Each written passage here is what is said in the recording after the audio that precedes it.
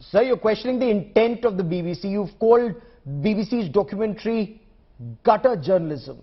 You've accused them of scavenging for sensationalism. These are very strong words, sir. What prompted this?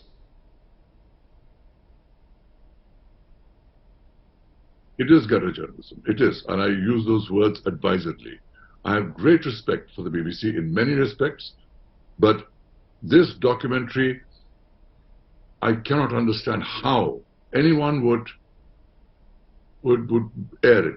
You know, this documentary was not made by the BBC. It was made by somebody else and sold to the BBC. Why did the BBC buy a documentary like this that rakes up things 20 years old, long settled, you know, attacking the reputation of a Prime Minister of the largest democracy in the world, 8 years after he's been in power, 20 years after an incident they talk about, which has long been settled here?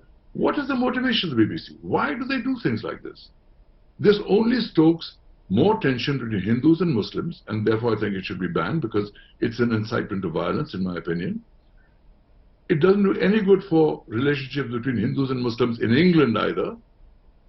And therefore I think the British BBC has been extremely irresponsible in buying and airing a documentary of this nature just for sensationalism. That's why I call it gutter journalism.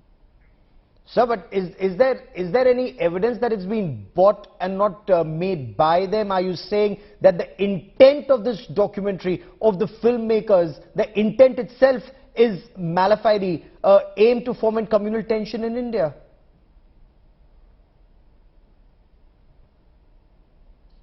You know, I think there are various institutions in England, including The Guardian, including The Economist, and now perhaps even the BBC, which have always peddled the Congress narrative. If the Congress propaganda cell made this documentary, they could not have made a better documentary in terms of trying to malign the image of Narendra Modi. A lot of people in the West, a lot of intellectuals, even in India, don't like Prime Minister Modi because he's not one of the westernized elite club. And therefore, he's not one of us, as they say.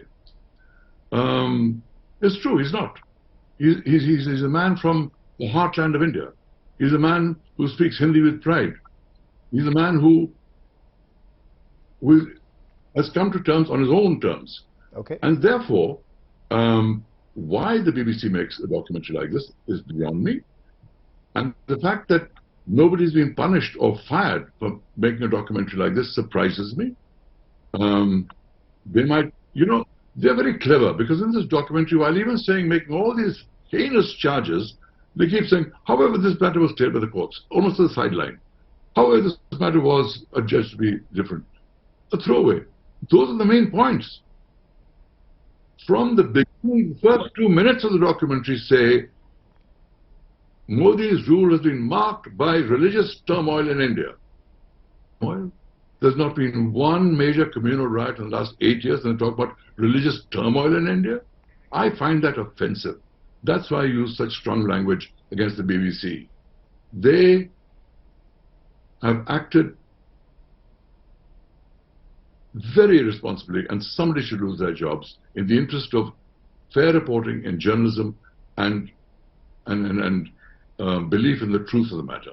This is just a hatchet job, a smear, decision to smear Prime Minister Modi because somebody has a personal agenda against him.